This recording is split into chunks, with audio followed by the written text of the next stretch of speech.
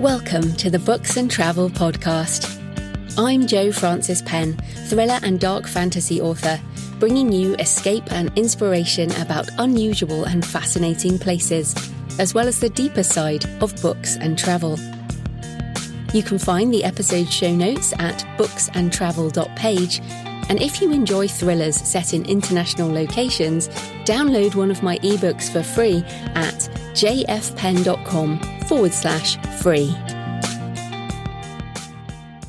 Hello travellers, I'm Jo Frances Penn, and in this episode I'm talking to Jini Reddy about finding magic in the natural landscape. There are places where the veil is thin and where we can connect with the other, if only we learn how to listen. Jini and I discuss the attraction of islands and labyrinths, aspects of pilgrimage, seeing our local area with new eyes, and whether those of us with wanderlust in our souls can ever find home. This connection with the landscape is a topic I love to talk about and have personally experienced these thin places. A moment that could be called spiritual or magic or an encounter with God or the goddess or universe or whatever you believe in. I often thread these experiences into my novels and am intending to write more about it in my own travel memoir, which is emerging slowly. I might also put them together into a solo episode at some point. But in the meantime, I hope you enjoy the interview with Jini.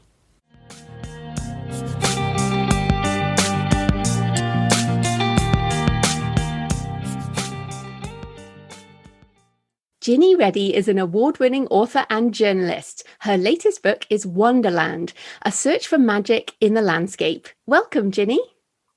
Hi, Jo. Thank you so much for having me. Oh, I'm excited to talk to you. I love the book. I've got it here in hardback on my desk. Oh, brilliant. It's also just come out in paperback. So, there you go. So let's get into it because it's just wonderful. I love it. And you write about seeking the wild unseen and you're yearning to connect with the other in the land. And I wanted to start with a sort of talk about magic. The book is about a search for magic. But what do you mean by magic in this context? Right. Okay. So I should give this some context so people will know what I mean. So I'd been a travel writer for some time before I came to write the book. And on my travels, I'd had opportunities to meet people from indigenous cultures, people for whom the idea of being in relationship with a sentient, animate earth wasn't unusual, was something pretty normal. And the idea that there is human and then more than human life, and we're just one part of the whole, was an idea that really, a way of being that really resonated with me. So this idea of wanting to develop a relationship with a responsive universe, this wild unseen, is something I wanted to explore in my own way. I was asking myself, might it be possible for a regular person like myself to experience a glimpse of the world as seen through these eyes? So by magic, I mean, I guess the understanding that as humans, we're just one form of intelligence and that we exist in a world of multiple intelligences, and asking how might we communicate with some aspect of this intelligence or intelligences. So really, I wanted to inject a spiritual dimension into my roaming, and so the kind of seed for the journey was sown that way. So I'm talking about, so while I'm going into landscapes and while I'm appreciating the physical beauty of the landscapes, there's a kind of parallel journey going on where I'm trying to open up to the spirit of the landscape. No, that's fantastic. And I resonated with the book because I feel the same way. I feel that there are these places, as you write as well, where the veil is thin and where I've had these experiences where I felt like, there's more than human life here. I might only be the only human here right now, but I am not alone amongst nature. And I think one of the frustrating things is that this doesn't happen all the time. So I wondered, what are your thoughts on how can we open our minds or our spirits, I guess, to be more aware of these places? Okay, so it's not just places, but also the idea that all living creatures within the natural world have a sentience. So animals, plants, birds, trees, as well as what we would call places. But in terms of opening our minds, I guess it's to do with the sincerity of our intention, about listening deeply, slowing down, asking questions, putting questions out there, and kind of entering into this with a beginner's mind in a spirit of playful experimentation and then letting go. So you have to want to fashion your own journey, and that takes time and dedication. And it's not a kind of dial-up experience. You can't prescribe it in a way. You have to want to go on this journey yourself and create your own journey within your own life and relating to questions you may be asking yourself.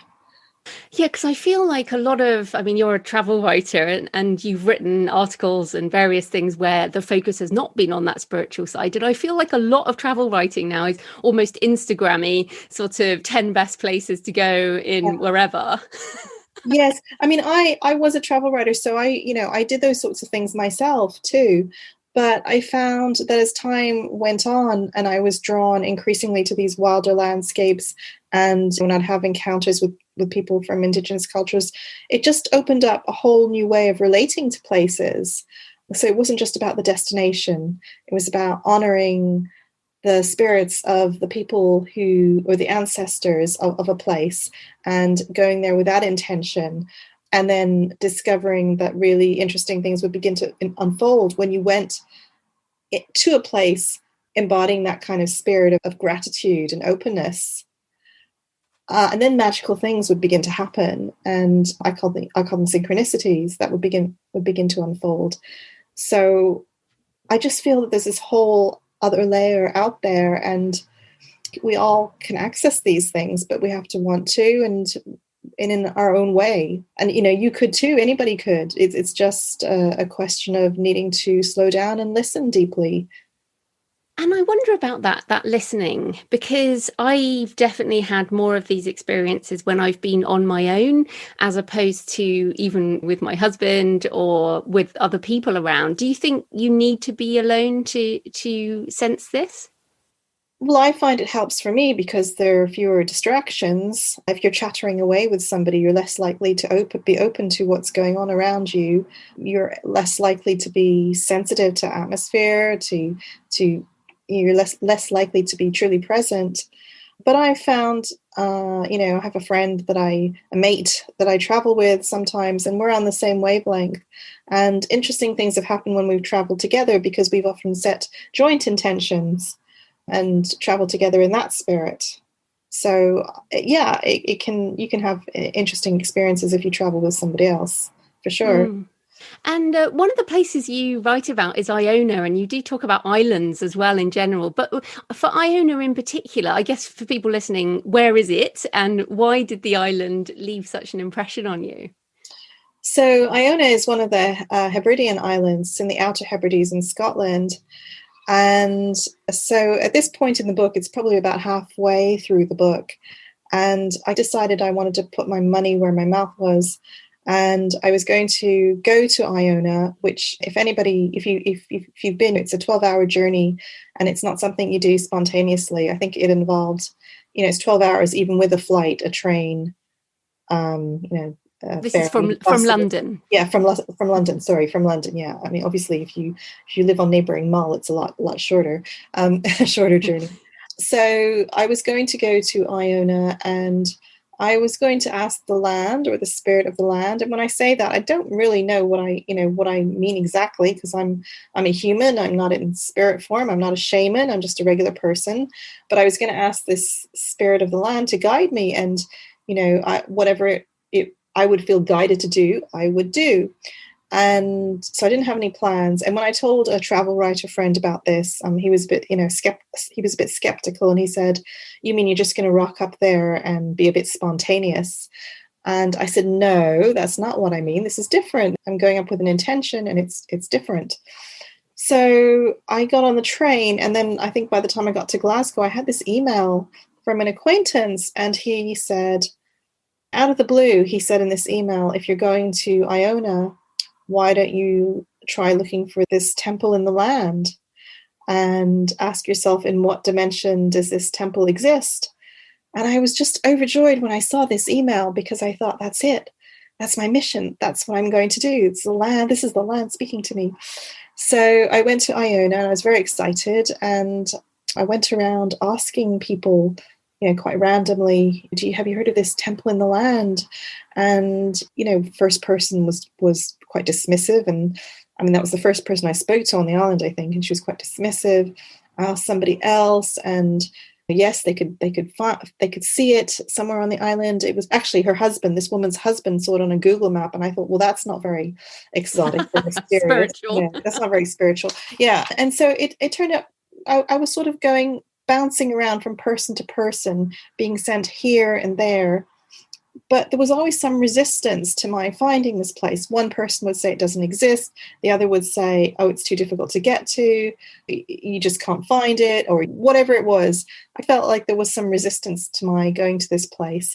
And I got a little bit fed up. And so after 4 days of this, I decided to let go of the idea altogether. And, I was on Iona. It's absolutely beautiful. It's a place of pilgrimage, both secular and otherwise. And the beaches are gorgeous. And I just thought, oh, sod it, I'm just going to enjoy the island. And then on the last day, I'd let go of this idea. So on the last day, I walked into a cafe, and I happened to see a woman I'd met 3 years earlier randomly at a conference in Scotland. And I went up to her and I told her what I had been doing. And she said, well, why don't we try and find this together? And I said, okay, why not? I'm leaving the next day. Why not? So we got up out of the cafe. And as we were leaving the cafe, she randomly bumped into a woman she knew and who she hadn't seen for a year. And this woman was going for a walk. And we asked her where she was going. And she mentioned this temple. And I just could not believe it. I just, my jaw just dropped open. And not only was she going there, she was willing to take us there. And so for me, that whole experience, and it wasn't that difficult to find it either, but that whole experience, it just sent shivers up my spine. The series of events and the way they unfolded, to me, it kind of felt like the language and the land I think in the book I talk about the land and I doing a kind of pas de deux, and neither of us quite speaking the other's language, but trying to reach out. And I kind of felt like this connection had been made in this way because of the way things unfolded. And so we went to this temple in the land, and I don't want to say too much about it because I wrote about it in the book. But yeah, it was a very interesting experience. Yeah, and that's definitely the synchronicity idea. I've had similar experiences too. And also what you've just described there is a classic quest. You decide you want to go and do something, and then there's obstacles in the way, and then there's a guardian or a guide that comes and helps you. And it's almost archetypal. I know, but the most amazing thing is it happened, and when you experience something like that, it expands your field of perception, and you think, well, if that can happen, what else can happen? But of course, you don't want to attach to those things too much. You kind of want those things to happen, but not to put too much pressure to make those things happen, because then that stops them from happening. Yeah, I think that's important. If you do sort of, I'm going to go to this place and have this amazing experience, it might not happen, but you'd actually given up at that point. You'd let it go and it just sort of released it to the world. Yes. And later I called up the acquaintance who suggested I go and find the temple. And I said to him, you'll never believe what happened. And so this man who's, well-versed in things to do with landscape and energies in the landscape and all that kind of thing, and he's actually a scholar, he said to me, well, I kind of did that on purpose because I thought if the land wanted you to, you would find this temple. It was, if the land accepted you, it would help you to find it. And so that sent another shiver up my spine. And then I wonder about islands in general, and you mentioned Lindisfarne in the book as well, in that islands are cut off from the mainland. They're harder to get to. They often have quite distinct accents, for example, or they have distinct, subcultures in a way. Do you think there's something different about islands and islanders in a way? Yeah, well, I actually grew up on an island. I grew up in on the island of Montreal, even though I was born in the UK. And I grew up with water at the end of my street, with the St. Lawrence River at the end of my street. I love islands. I love that cut off remote feeling.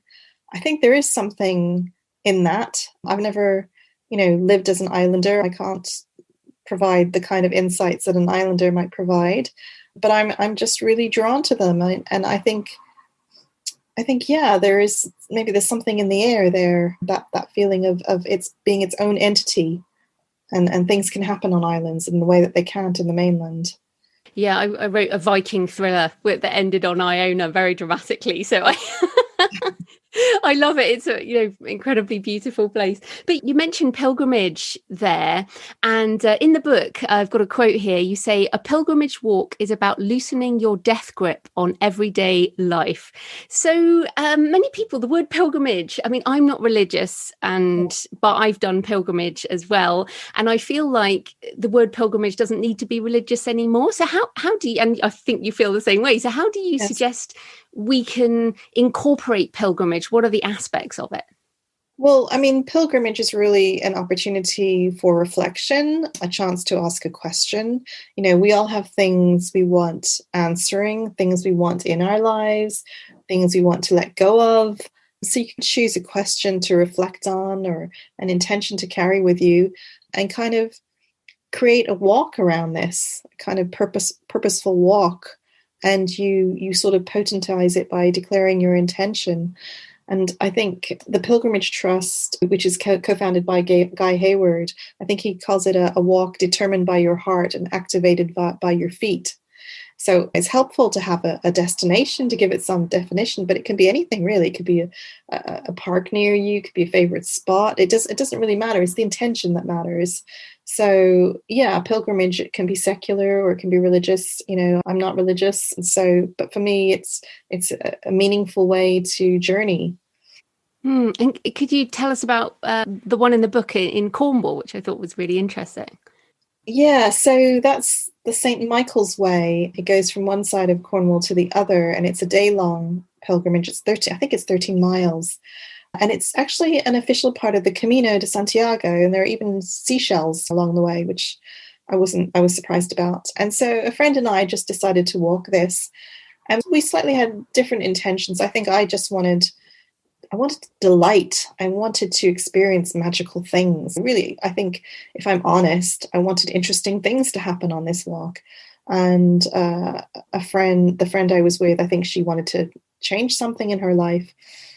So we went on this walk, and I think the walk itself was nice. I wouldn't, the coastal bits were gorgeous, really gorgeous. There are many interesting points where we stopped and we took pictures and we took notes, and we tried to feel, get into the feeling of the thing. That the walk itself didn't feel like a pilgrimage walk to me. I mean, I was expecting to see people walking along and waving and kind of that sort of camaraderie, and we didn't really feel that on the walk, but I kind of felt like we were very faithful to this pilgrimage route, and we'd even downloaded these notes from the Pilgrimage Trust. So we went into it with the right spirit, and we tried to be very present with what appeared.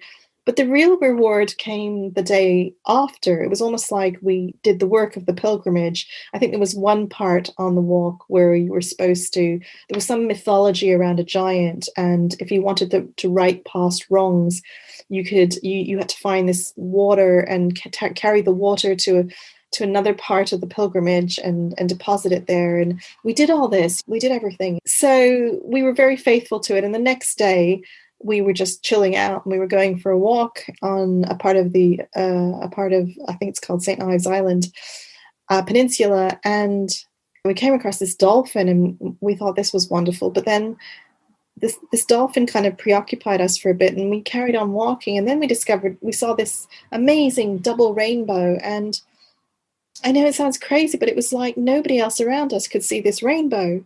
And we were leaping up and down, and there were teenagers next to us, and they weren't even looking at it. And there was a Japanese couple, and they weren't even looking at it. And we kind of felt we were still in this liminal space. And maybe it was incredibly egocentric to think that this double rainbow was there just for us. And, maybe we had really vivid imaginations, but that's how it felt to us. And it was just this really beautiful sight.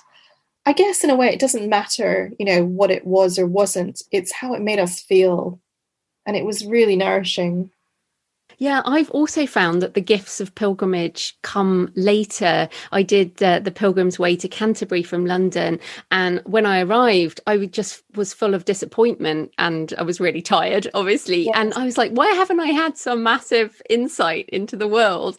And then the following month, I had this huge burst of creativity and a load of realizations that didn't happen on the pilgrimage, but happened later. So I wonder if that's actually a common experience of pilgrimage, that the gifts come later. I think maybe it is. I find that often with journeys, it's later. Even now, nowadays, I think I often intentionally go for a walk if I want to stimulate my creativity as a writer, and the ideas don't come on the walk. I'm just walking. The ideas definitely come when I finish the walk, though.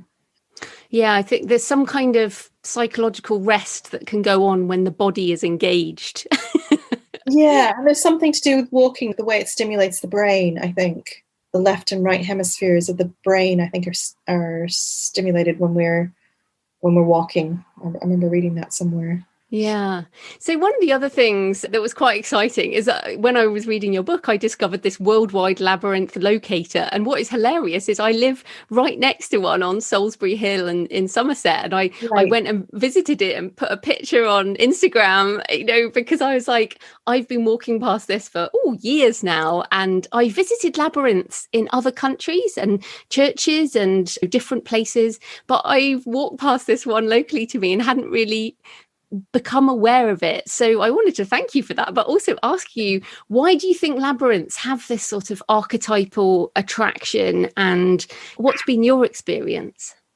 Well, first of all, I think it's interesting that you saw the labyrinth after you'd read the book, because isn't it fascinating how sometimes things are there very nearby and we just don't see them until the time is right? So I think that's interesting. For me, partly it's to do with the visual appeal, the spiral. It's kind of land art. And equally, I find mazes appealing too. But for anybody who doesn't know, the difference between the two is that a labyrinth is a single spiral with one entrance and one exit. And it's long been associated with inner journeys, with finding yourself. And a maze is just the opposite. A maze has dead ends with twists and turns, and it's all about escapism, about losing yourself. So labyrinths, are found all over the world, in deserts, at the foot of mountains, in forests and beaches. They're made from all kinds of materials. You can see them on the floor of cathedrals, on coins in ancient times. People have walked them for contemplation, for serenity. They featured in mythology. I like it. I see it as a kind of land art, and for me, it's one that kind of teeters on the mystical, and it brings an otherness to the landscape. So I saw it as a kind of portal, as a way of potentially altering my relationship with the landscape, or the way I experienced or viewed the landscape. So in Wanderland, I wrote about how in London I'd seen a labyrinth printed on a tube wall, and that got me thinking. And so that's when I Googled came up with the worldwide labyrinth locator. And that kind of set me down a rabbit hole to this labyrinth overlooking the sea on a private nature reserve in Cornwall. And it looked so extraordinary, almost like a UFO. So I decided I was going to visit and start my book's journey there. And people talk about the oracle-like powers of a labyrinth, of its ability to act as a lightning rod for an answer to your question. And I thought I'd go there and I'd kind of ask a question about my journey. What was it that I was really seeking to connect with? And that's kind of what happened, really. And when I guess we just talked about walking there, and a lot of people will walk a labyrinth, walk the path. And even though you can see, is that the other issue with a maze? A maze has walls and you can't see where you're going, whereas a labyrinth, you can see where you're going, but it's still a path round and round. Yeah, I think there's something quite meditative about a labyrinth. And maybe, it's something maybe it's something to do, maybe it's something physical and your 2 feet are walking and you're stimulating your brain, your left and your right hemispheres of your brain, and stimulating your creativity. Maybe it has to do with that. Maybe it's just the walking round and round. It's meditative and it helps you to find your answer. And maybe as you walk, you're peeling back layers. And I don't know. I'm not an expert, but I set out to ask a question or to try to define for myself what I was seeking in seeking magic in the landscape. And I hoped that this labyrinth might provide me with some answers. No, definitely. And it's funny, the poster you mentioned in the tube with that kind of labyrinth image, I know exactly the one you mean. It's in my head now. I remember it. Right. Yeah. But it's interesting because you do talk in the book about the importance of seeing and appreciating your own country with the eyes of a tourist, which is what you did with that picture in the tube, really, is look at it in a different way, whereas a lot of commuters would just walk past it. So how can we do that more effectively? I mean, like me seeing my local labyrinth, finally noticing it was really there. How can we pay more attention or look at things in this different way? I think it's all about orientating ourselves towards curiosity, setting our radar, our compass to curiosity, to seeking out delight. I do, to following your curiosity, to exploring, to visiting places we haven't seen before, or even if they're close by. But it's the wanting that. It's placing all of that at the forefront of your mind, I think. And then coming back to the word magic, I also wonder if it's a bit sort of allowing yourself to be a bit more woo-woo, because we both said we're not religious, but we're using words that people have certain expectations around, I guess. And you've said several times you're just a normal person. And I wonder if it's allowing ourselves to experience these moments of magic rather than pushing them away because maybe they're a bit weird. Well, I think within the Western mindset or within Western culture, people can be very dismissive of these views. And I think it goes back to colonialism.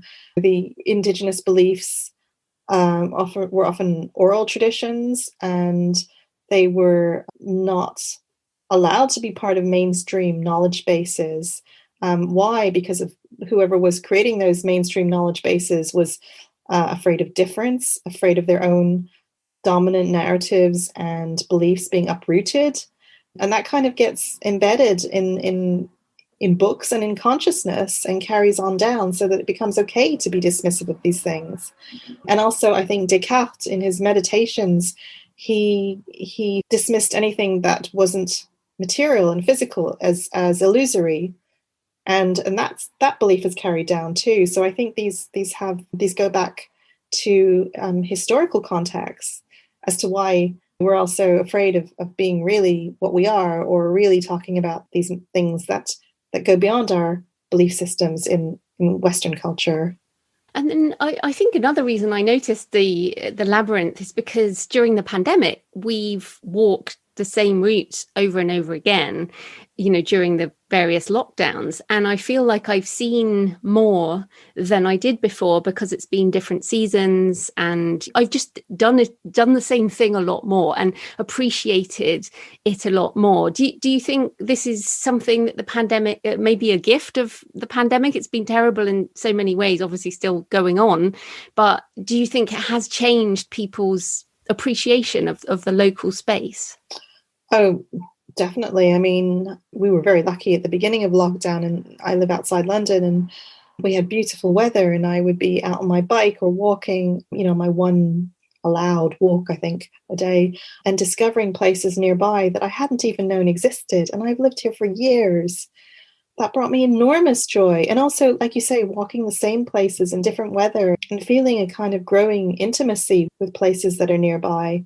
It's a relationship like any other, I guess. In the same way that you get to know a human, you're getting to know your local natural space, your local park or your green space. And it also goes beyond that too, depending on your own mindset. I mean, I like to think of myself as a human being, but just one part of the bigger picture. Everything in nature, in the natural world, is part of the bigger family of beings.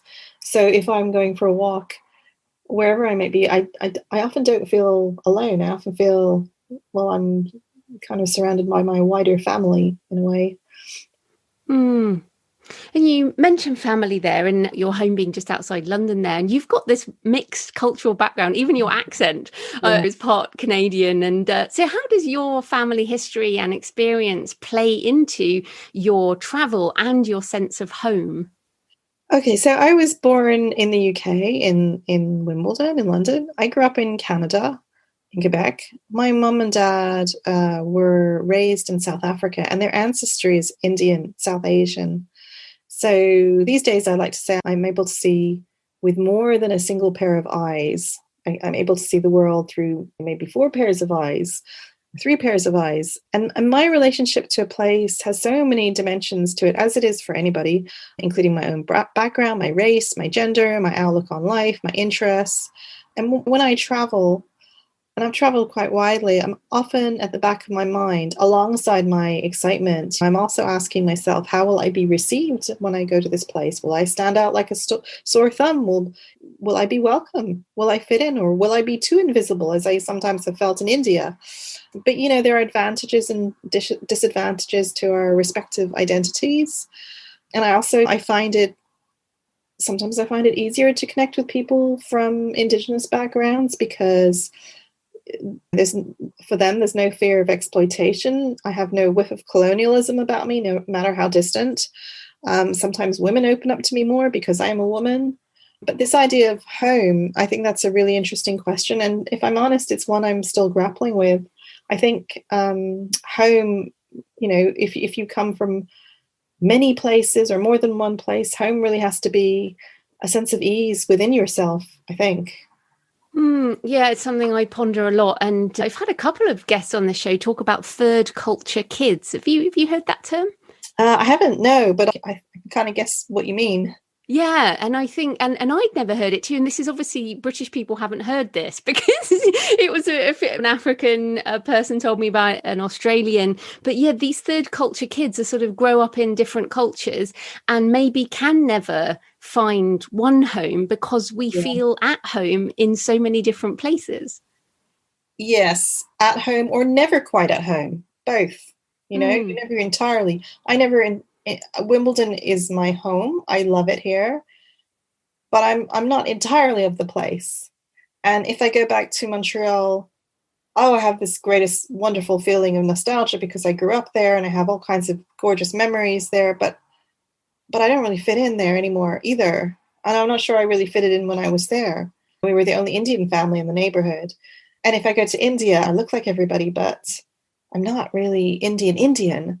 And in South Africa, it's even more a sense of dislocation, I guess. Well, my parents are South African, but what is my connection to this country? And sometimes it comes through the music or just the sense of something to do with the earth or the scent of the place. And so, yeah, I kind of understand that whole third culture thing. But I think if you are able to feel at ease wherever you are in the world, well, that's an incredible gift. Yeah, I agree. And I mean, you said there's sort of dislocation. I wonder whether the edge of dislocation that we feel in different places actually is what makes us the type of people who love traveling. And because this is a common theme on this show and the people I talk to in the books, the travel books we read, this desire for other places, which the wanderlust or whatever is in all of us. Yeah, and maybe it's also driven by a desire to recreate feelings of belonging. Maybe we travel because parts of ourselves are in other parts of the world. I don't know. Oh, well, I could ask you questions forever, but we're almost out of time. So apart from your own book, what are a few books about nature or travel in general that you recommend? So I was thinking about this and I thought I'd go with a couple of books that I read recently and one a little while back. I've just finished a book called Spirit Run by Noé Alvarez, and I hope I'm pronouncing his first name and last name correctly. So it's quite an extraordinary book. It's about a Mexican American who goes on a marathon through stolen lands in Canada, the US, and Mexico. And he does it in order to honor his parents' struggles and their migration to America, and to find a sense of peace and a sense of belonging within himself. And on his journey, it's quite a difficult one with all this running, but he discovers ceremony, and he learns to connect to the land in a way that is beautiful, as opposed to the hardship that his parents experienced when they were toiling on the land. So that's a book I highly recommend. It's done really well. I think it's done quite well in the States. I'm shouting about it all across my social media because I love it. The other book is a novel called The Overstory by Richard Powers. It's a beautiful book. It won the Pulitzer Prize. It's a novel. And the characters, the protagonists in it, are both humans and trees. It's quite an inclusive book too, culturally speaking. And I really loved it. It's a special book. Book number 3 is one I read recently, and it's not coming out till later this year. It's called Small Bodies of Water by Nina Mingyia Powells. And she has mixed New Zealand and Chinese parentage, and it's coming out later this year. And it's an interesting book of essays, kind of meditations to do with water as the theme, but they take you into themes of belonging and journeys. And I thought it was quite an original way of and poetic too, way of looking at the world. And I really like this book. And the 4th one is a book called Afropean by Joni Pitts, which has won a few awards. It mixes travel writing and history, and it really blew me away because I'd not read a book set in Europe, which was written through this lens, which is basically he was trying to find a kind of unifying Africa in Europe, African cultures in Europe. And he writes brilliantly. So those are my recommendations. Oh, those are fantastic. And I always go away with like, okay, go buy some more books. Yes. That's always good. Brilliant. So where can people find you and your books online? Okay, so I'm on Twitter and Instagram at Jini_Reddy, and Jini is spelled Jini, Reddy is spelled Reddy.